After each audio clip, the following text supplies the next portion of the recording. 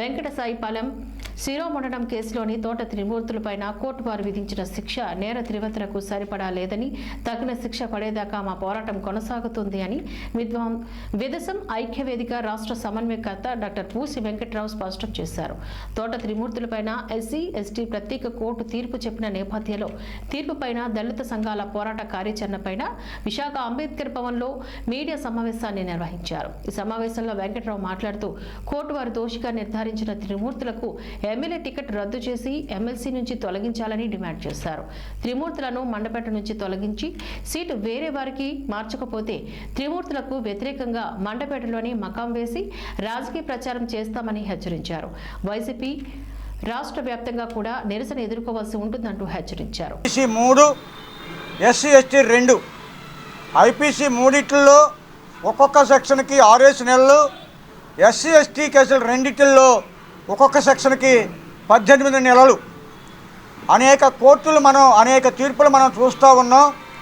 ఉదాహరణకి ఎక్కడైనా తీవ్రమైనటువంటి నేరం జరిగితే ఒక అమ్మాయిని మానభంగం చేసి హత్య చేస్తే మానభంగం శిక్ష, హత్య శిక్ష 2 విడదీసి రెండు శిక్షలు ఏకకాలంలో కాకుండా ఇది ఒక 7 ఏళ్ళు, అదొక 7 ఏళ్ళు, లేదా ఇది 10 ఏళ్ళు, అదొక 10 ఏళ్ళు, ఈ రకంగా 20 ఏళ్ళు శిక్ష అని చెప్పి ఇటువంటి తీవ్ర నేరాలకి కోర్టులు ప్రకటించడం మనం చూసాం చరిత్ర.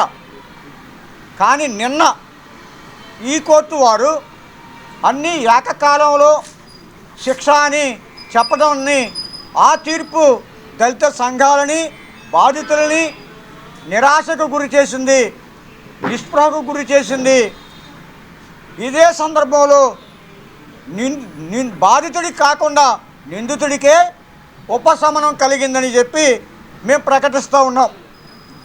ఈ పరిస్థితుల్లో ఈ కేసుకు సంబంధించి ఇంతవరకు ఏదైతే అతనికి శిక్ష పడాలని మేము పోరాటం చేశామో నేర తీవ్రతకు తగినటువంటి శిక్ష పడలేదు. కాబట్టి ఈ శిక్షా కాలాన్ని ఏకకాలంగా కాకుండా 18 నెలలు కనీసం 3 సంవత్సరాలకి పరిమితి చేయాలని, దీనికోసం తీర్పుని పునఃసమీక్షించి అతని శిక్షను పెంచాలని ఉన్నత న్యాయస్థానంలో న్యాయ పోరాటం చేయాలని చెప్పి మా కమిటీ మరియు గతం నుండి మాకు హైకోర్టు స్థాయిలో మాకు ఈ కేసులో ఉన్నటువంటి న్యాయవాదులు మేమందరం అభిప్రాయపడింది. మేము హైకోర్టుకి వెళ్ళబోతూ ఉన్నాం.